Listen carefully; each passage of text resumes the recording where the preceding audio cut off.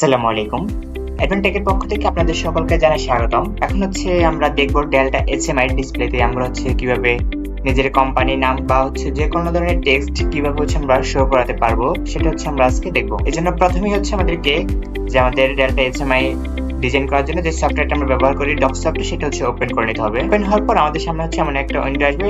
এখানে আমরা প্রথমে যাব নিউ প্রজেক্ট থেকে আমাদের কাছে যে মডেলটা থাকবে এইচএমআই সেটা সিলেক্ট করে নিব। এখান থেকে নেক্সট থেকে আমরা যদি সরাসরি প্রোগ্রাম করে থাকি তাহলে আমাদের এখানে আলাদা সেটিং করতে হবে। আর সরাসরি প্রোগ্রাম যদি এখন না করি তাহলে সরাসরি আমরা কি করব, ফিনিশ দিয়ে দেব। ফিনিশ করার পর এরপর আমাদের কাছে টেক্সট আনার জন্য প্রথমে যেতে হবে এলিমেন্টস। এরপর আমরা চাচ্ছি আমাদের পেজটা প্রথমে কালার করে রাখি। এজন্য ভিউতে যাব, প্রপার্টিসে যাব।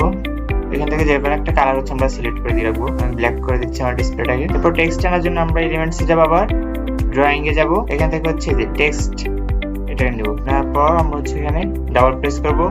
এখান থেকে সোজা চলে যাব টেক্সটে। আসার পর আপনি আপনার কোম্পানি নাম বা যে টেক্সটটা আপনি এখানে দিতে চাচ্ছেন সেটা এখানে লিখবেন। আমি আমাদের কোম্পানি নাম দিচ্ছি অ্যাডভান্টেক।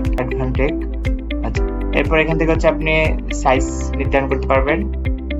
আমি 72 দিয়ে দিচ্ছি।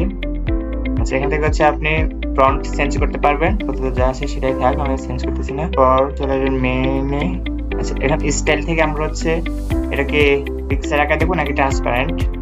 যদি ট্রান্সপারেন্ট দেখতে চান তখন ইয়েস করে দেব। এরপর এখানে কিছু করতে হবে। এখান থেকে ওকে। আচ্ছা, এটা লেখাটা যদি ব্ল্যাক ব্যাকগ্রাউন্ড আমাদের আবার টেক্সট দিতে হবে।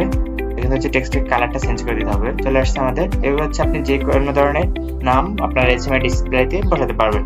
ধন্যবাদ সবাইকে আমাদের সাথে থাকার জন্য।